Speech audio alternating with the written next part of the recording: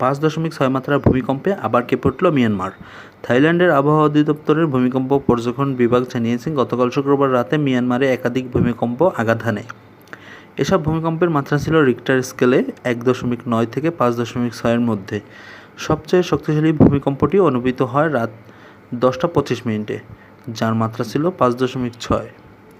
ভূপৃষ্ঠ থেকে মাত্র 10 কিলোমিটার গভীরে এই ভূমিকম্পের উৎপত্তি ঘটে।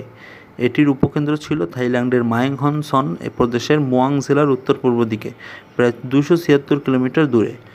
এর আগে সন্ধ্যা 7টা 43 মিনিটে থাইল্যান্ডের সবচেয়ে নিকটবর্তী ভূমিকম্পটি ঘটে, যার মাত্রা ছিল 2.6 এবং গভীরতা মাত্র 1 কিলোমিটার।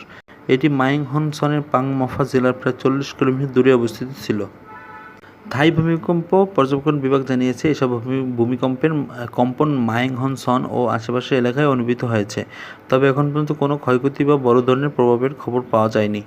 পরিস্থিতি ঘনিষ্ঠভাবে পর্যবেক্ষণ করা হচ্ছে এবং ভূমিকম্প প্রবণ এলাকায় মানুষকে সর্বশেষ তথ্যের জন্য সংশ্লিষ্ট সরকারি সংস্থাগুলোর নির্দেশনা অনুসরণ করার আহ্বান জানানো হয়েছে। উল্লেখ্য, এর আগে 28 মার্চ মিয়ানমারে একটি শক্তিশালী ভূমিকম্প আঘাত হানে, যার মাত্রা ছিল 7.7। মান্দালয়ের কাছে এ ভূমিকম্পের উপকেন্দ্র ছিল।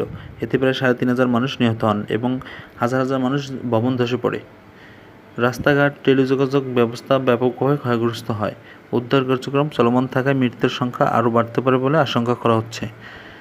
জাতিসংঘের মানবিক বিষয়ক সমন্বয়ক অফিস থেকে বৃহস্পতিবার জারি করা এক প্রতিবেদনে অনুমান করা হয়েছে যে ভূমিকম্প এবং আফটারশকের কারণে মিয়ানমারে 1,70,00,000-এর বেশি মানুষকে প্রভাবিত করেছে, যার মধ্যে 90 লাখের বেশি মানুষ মারাত্মকভাবে ক্ষয়ক্ষতিগ্রস্ত হয়েছেন।